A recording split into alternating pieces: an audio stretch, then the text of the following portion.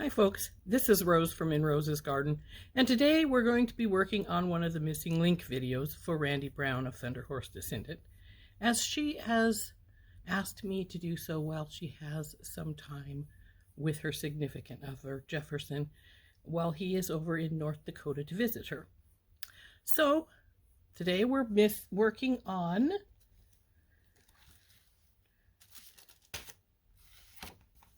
the Snocone link. And this is on page 64 and 65. So let's get down and we'll go over what we need to have. Okay, here we are. And according to our materials thing, we're going to need 6 inches of 16 gauge pure copper square wire. I do not have 16 gauge copper wire. I don't even have copper wire in anything above 21. However, I have some gold 18, so this is what we're going to use, the gold 18 square. And then we need 3 inches of 14 gauge sterling silver dead soft wire. Well, I don't have sterling silver, but I do have 14 gauge in German style wire, so that's what we're going to use. We also need some chain nose pliers, some flat nose pliers, some round nose pliers, some flush cutters, a file. It says a flat hand, but I have a little triangular one. That'll work just fine. Chasing hammer, rawhide mallet. I use a nylon head rather than a rawhide.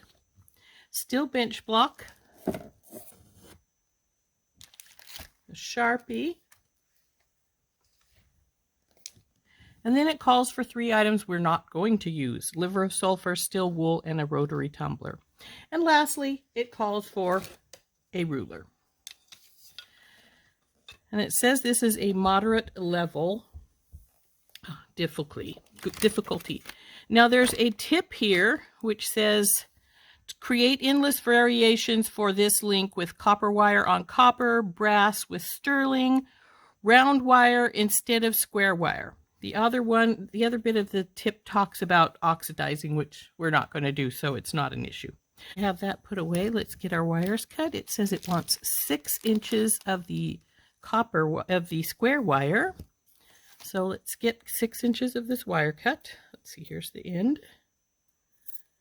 Straighten it out some so it's easier to measure.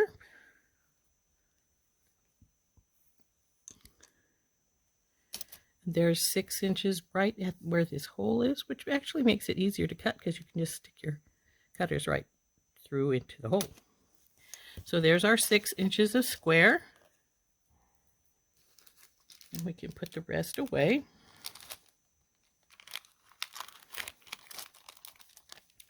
And now we have to cut our 3 inches of 14.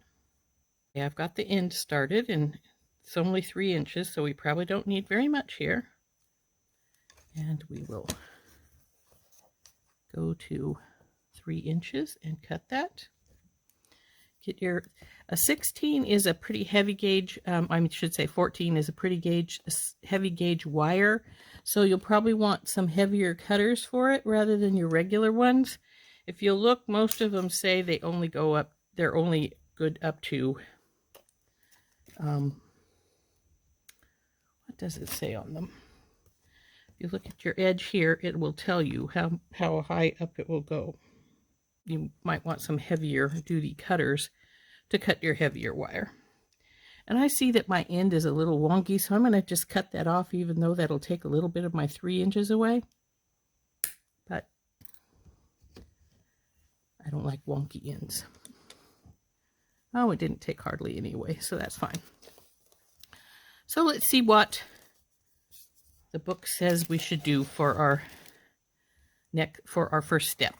So let's bring it over here. And unfortunately, I can't get down to the, so that you can see the typing here, but I will read it to you. Okay, the first thing says, use the file to smooth the ends of the 16 gauge wire. That's the little square one, which was 18 for us because we didn't have any 16. And frankly, I don't even know where you could get 16 gauge flat wire. A little bit more there.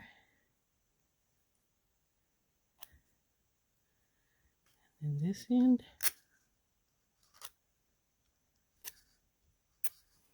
Okay, let's see what we want to do now. At one end, make a small loop with your round nose pliers. Okay.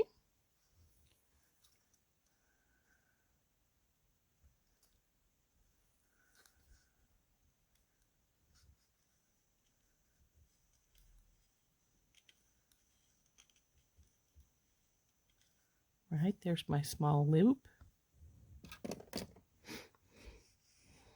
And grasp the loop with the flat nose pliers and make a spiral by hand winding the rest of the wire around the loop. Flush cut the wire end. Okay, so that's figure 1. So we're going to make a spiral here. So we'll grab hold of our loop and just start spiraling here.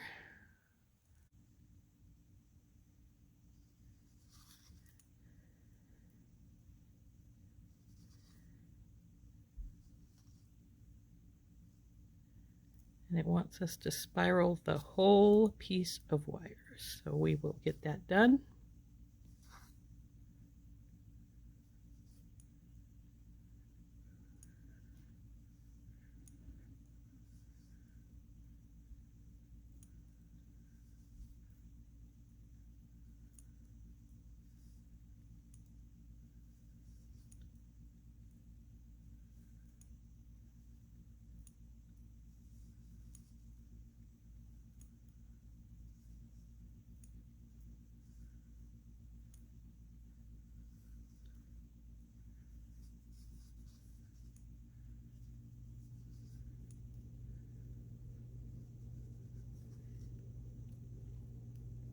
And then it says flush cut the end. Now I'm assuming it wants that because, well, this very end of the spiral does not want to lay down flat against the other. So I'm sure what they want is simply to get this where it's laying flat. So we'll cut this little teeny bit off. And now we'll see what it wants us to do now that we've got that spiral made. It's a pretty nice little spiral. Here you go, spiral. Now the next step, step 2, says place the spiral on the bench block and hammer lightly with the chasing hammer. So let's put our book away, get our bench block out, and we will do that. Here's our bench block and our piece and our chasing hammer.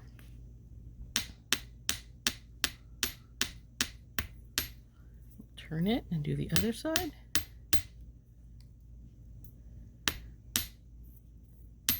Okay, said just lightly, so I don't suppose we need to tap it too many times. So let's see what our next step is. So step 3 says push the center of the spiral up with the tip of the round nose pliers and stretch out the coil, spacing the coils evenly. Step 2. We go right here. And then set the coil aside. Okay. So let's get our round nose pliers out, push that up into there, and then push it down.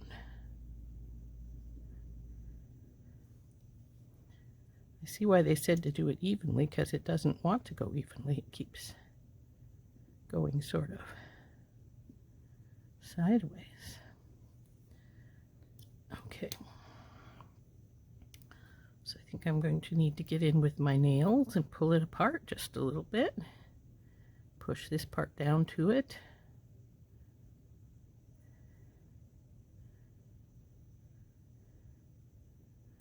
Now, if you're someone who's really careful with your nails, you may not want to do this. I am not careful with my nails. As opposed to, I just broke one. But that's the way it goes.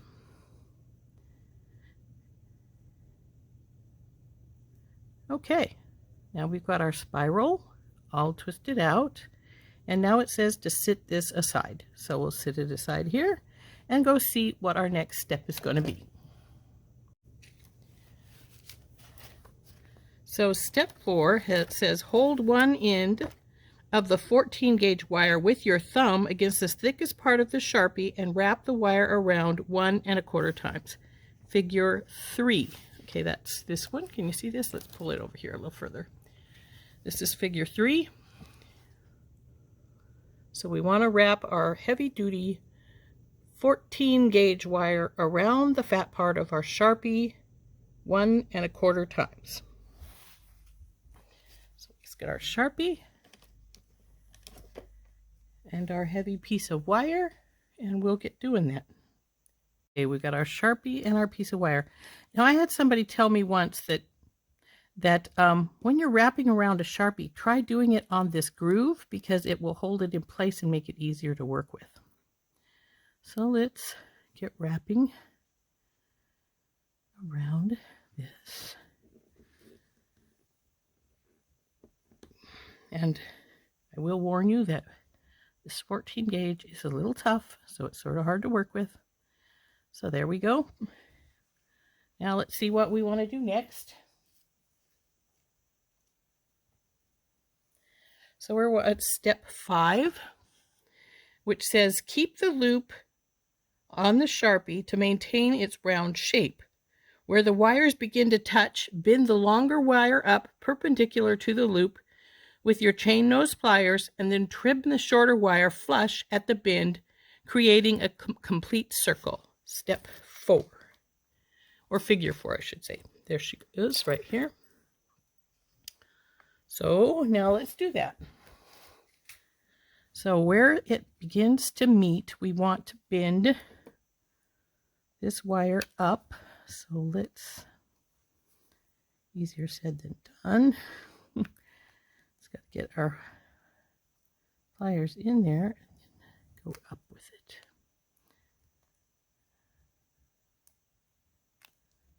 Okay, and then cut the other off where they meet. So now I am going to take it off the Sharpie. Oop, it doesn't want to come off the Sharpie now. Well, fine. To move, we need to get this to bend down further because it unbent itself as it came around as we did that. So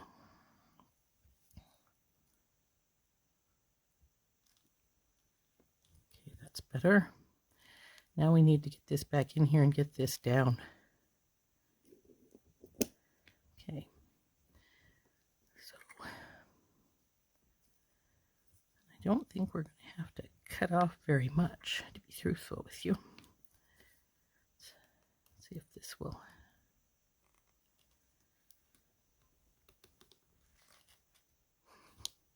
There we go. Emergency measures. Use your pliers. Okay.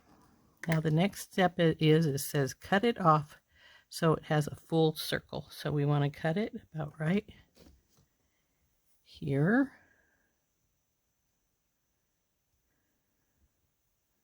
Cutting just the one wire. And when you're cutting like this, make sure that this part is towards the part you want to stay. Otherwise, you're going to get that little notch, and you're going to have to trim it again. Ooh, did you not come off? Tough wire. There we go.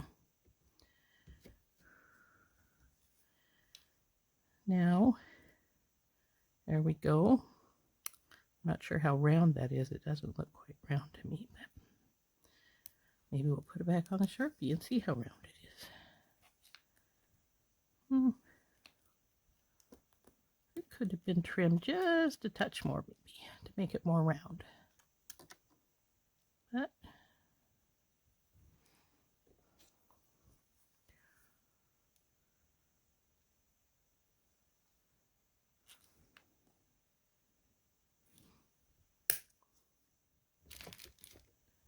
there, I think that's better. So here's our round circle. So now we'll see what the next instruction is. So instruction 6 says flatten the curve of the loop with the chasing hammer on the bench block, then hammer the loop with the rounded end of the hammer to texture. Okay, so here is our bench block. And this time we're going to get pretty loud because we're going to be doing a lot of stuff here. Because we want to flatten our wire on the loop.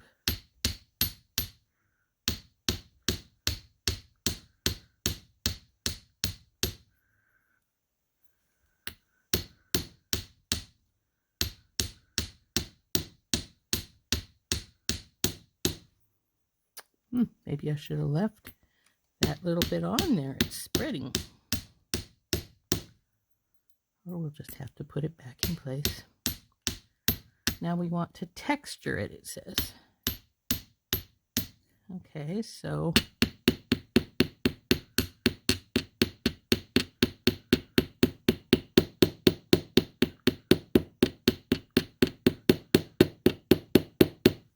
I personally like textured pieces. I think they look cool.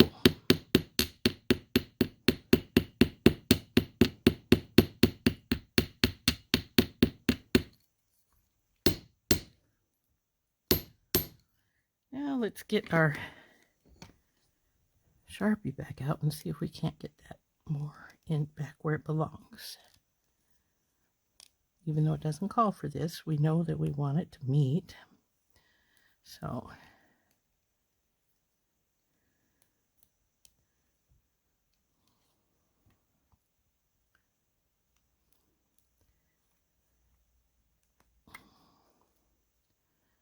okay, I think that's pretty good there.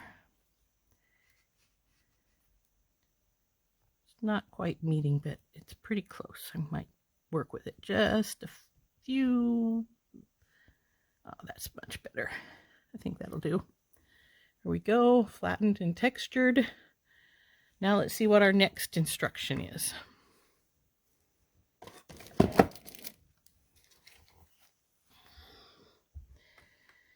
Okay, so instruction 7 says insert the tail of the 14 gauge wire into the center of the domed coil, then trim the tail to 5/8 of an inch and file the end. Bend the wire forward 90 degrees with the chain nose pliers, grasp the end of the wire with the back of the round nose pliers, and roll forward, forming a simple loop. Figure 5. The next step actually is oxidizing, so this will be our last step. So we want to put the coil on here. And actually it doesn't really go down very far. Though actually, if I look at the picture, it doesn't go down very far on the picture either. So I guess that's where it's supposed to be. So then we want to cut this wire 5/8 of an inch. So 5/8 of an inch. So it'd be about right here.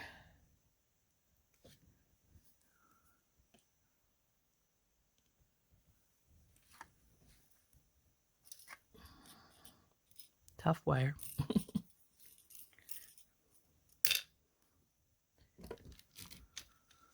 Now we have to put our little coil back on because it fell off. Okay, then bend it forward 90 degrees.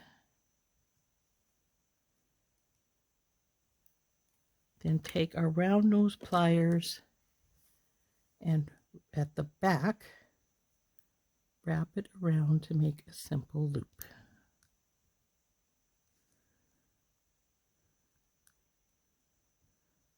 Come on. This needs to bend a bit more.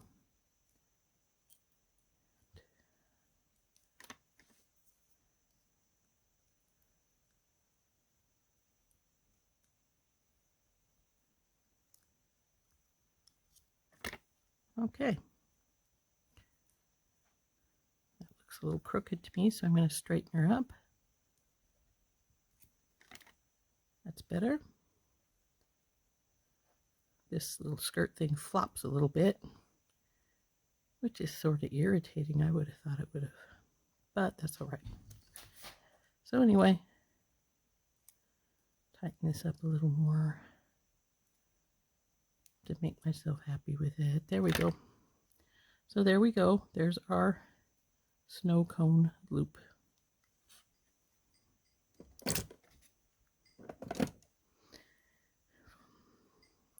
This pushed this one a little bit out of wonk with the one above it, so I suppose take your nails and straighten it a bit if you can.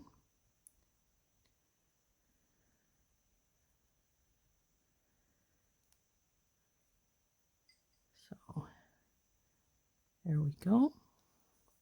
And there's our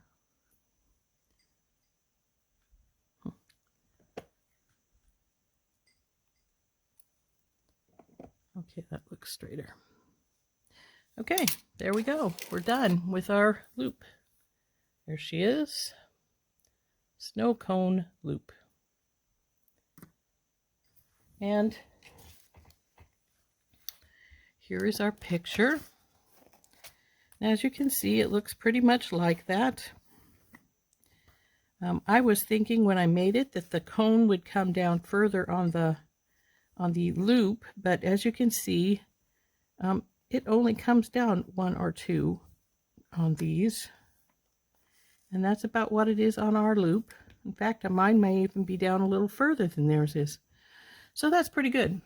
So anyway, there we go. That's what she looks like, and I hope you enjoyed this. So let's turn back up, and we'll look at it again in our book. Okay, there we have it, the snow cone link. Like I said, this top flops around a little bit, which to me is a wee bit annoying, but I mean, to each his own. And it does pretty much resemble the picture in the book. As you can see, let's see if I can get it closer to you here so you can see the link better. But yeah, it's not bad. I wouldn't say it's one of my favorites, but it's not bad. So, and it does look pretty good. So anyway, there we go, the snow cone link from our missing link book, and hope you enjoyed this. Bye bye.